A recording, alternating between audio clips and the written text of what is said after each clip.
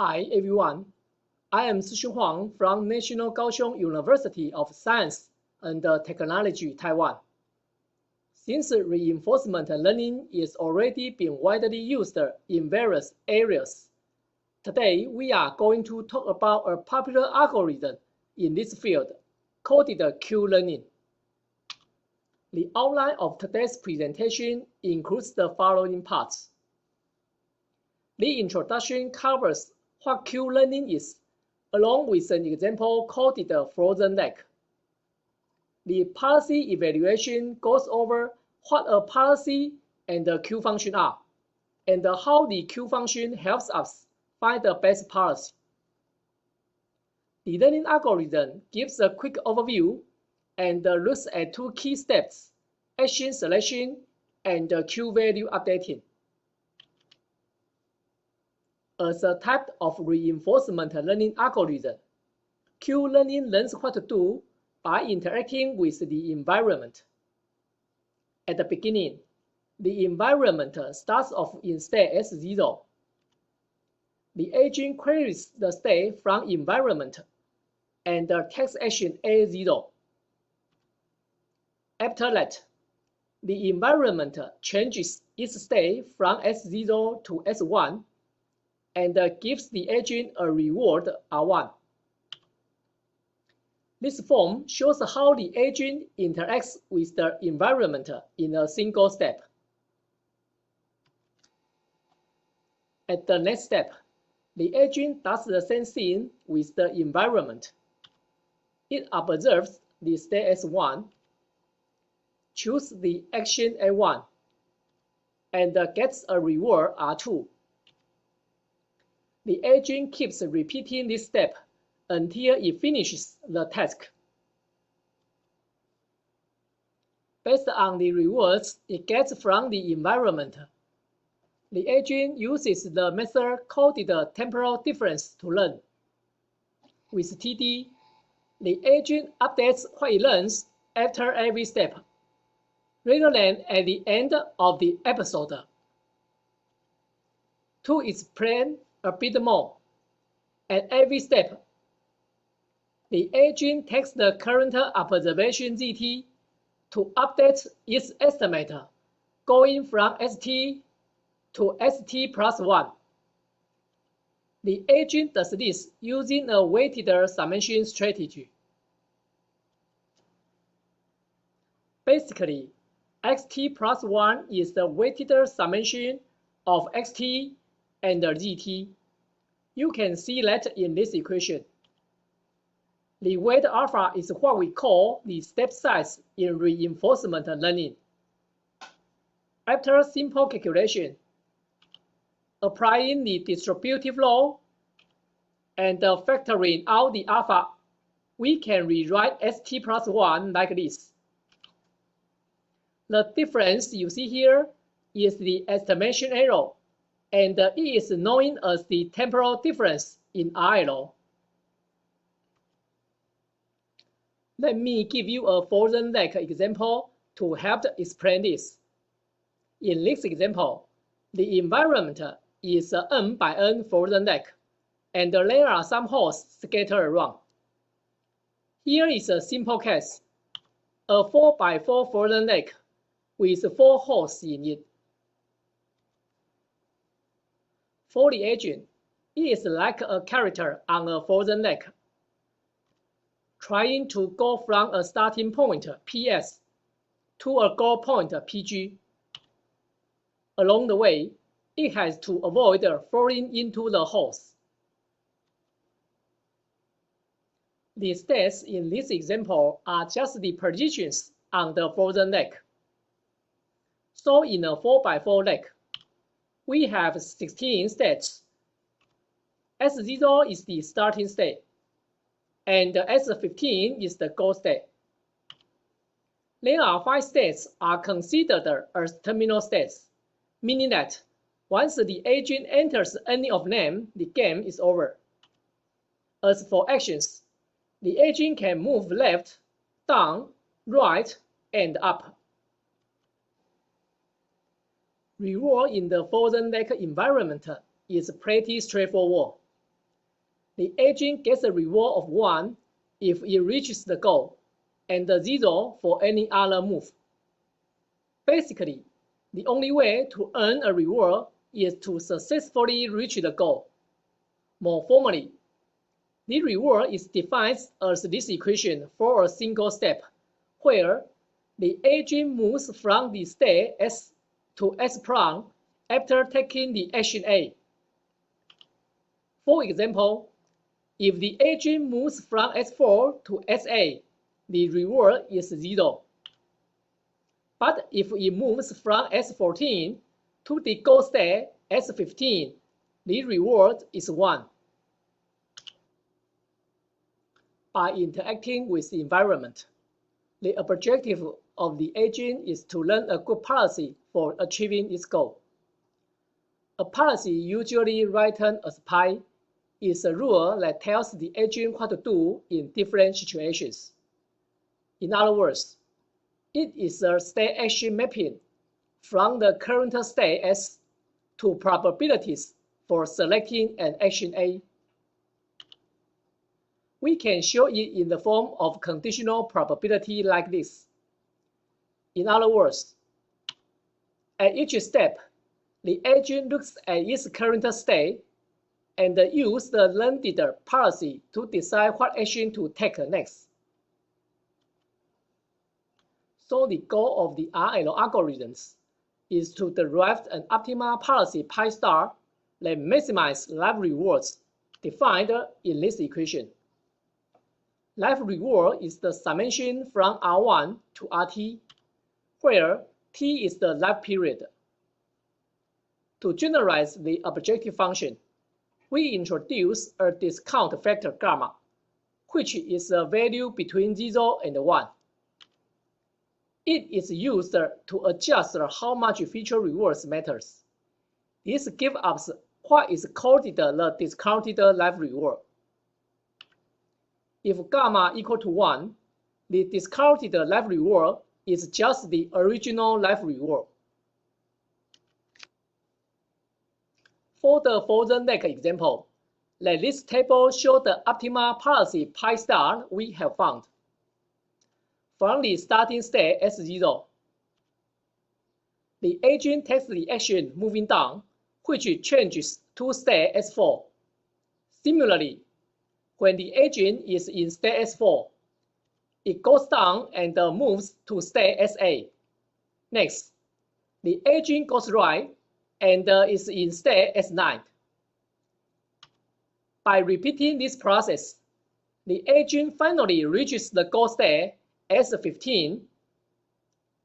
Now that we understand what a policy is, we can move on to explain how Q-learning comes up with the optimal policy.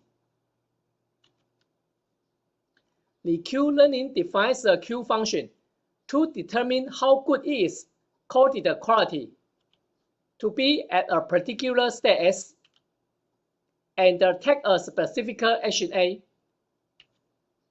This function is commonly known as the action value function. In helping finding the optimal policy, the Q function is defined as the same as the total future rewards. That is discounted rewards over time. More specifically, it is the sum of RT plus 1, gamma RT plus 2, and so far. That the agent gets by starting in state S and taking the action A to the end. Here is the formal equation for that. Q-learning uses a table called the Q table to encode the Q function. Think of a table like a big spreadsheet. Those list all possible states the agent could be in. Columns are all possible actions the agent could take in that state. The values in cells are Q of SA, called the Q values, that are state action values, which we just defined on the previous slide. Next, let's talk about Q-learning algorithm of how it actually builds the Q table to help us find the optimal policy, the best way to act in each situation.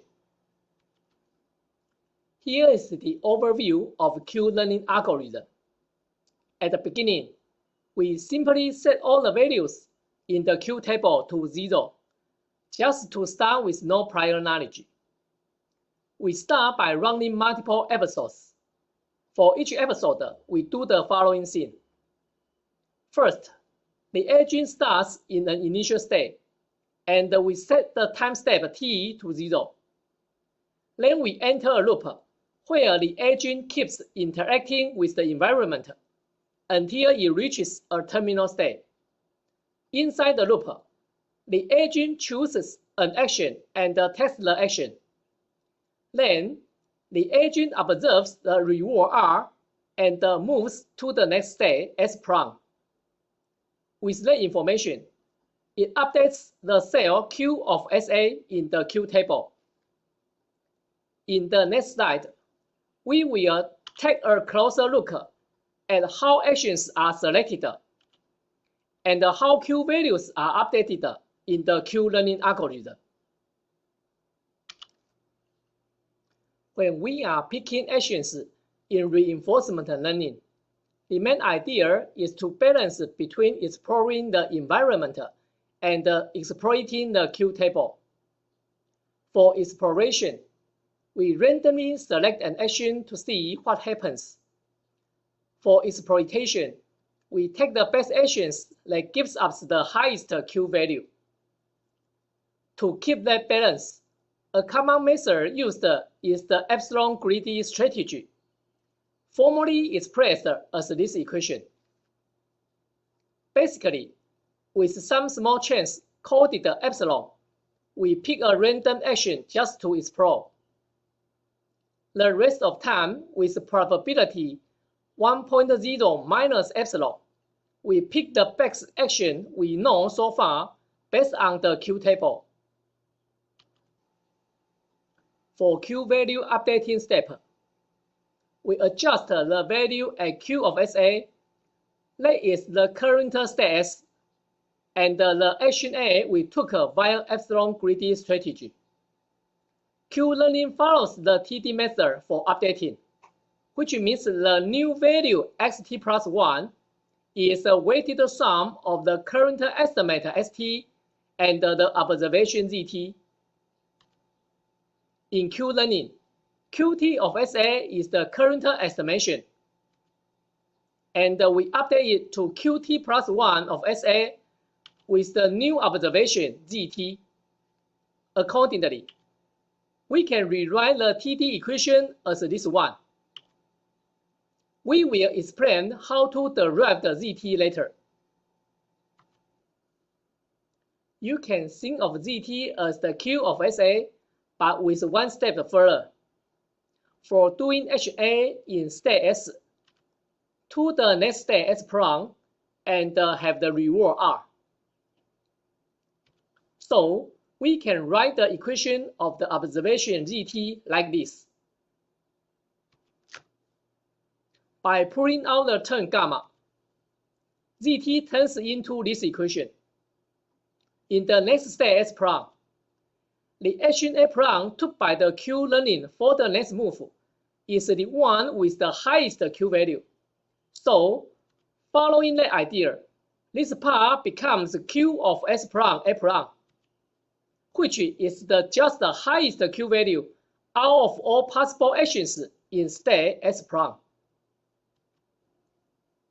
By substituting zt into the TD equation, we get the Q value updating equation like this. In the further next example, assume that we are currently at state S13 and we move to the right. That takes us to state S14 and we get a reward of 0.0. Let's assume the Q table looks like this right now at time t. If we set the weighting factor alpha to 0.7 and the discount factor gamma to 0.9, then the update equation looks like this. According to Q table, the term Q of S13 moving right is 0.5, and the reward received is 0.0. At the next step, S14, the action of moving right has the highest Q value, which is 0.8. Accordingly, the Q value at QS13 moving right is updated to 0.645. Here is a more detailed overview of the Q-learning algorithm. After setting all the values in the Q table to 0, we start by running multiple episodes. At each step, the agent chooses an action and tests the action via epsilon greedy strategy. Then the agent observes the reward R and moves to the next step as planned. With that information, it updates the Q of SA based on updating equation derived from temporal difference method. In the frozen lake example, we start with all values in the Q table set to 0. After running the Q-learning algorithm, we end up with a Q table that looks like this. Except for the 5 terminal states, we pick up the action with the highest Q value at each step. Based on that, we get the policy for the frozen lake. Thanks for your listening and have a nice day.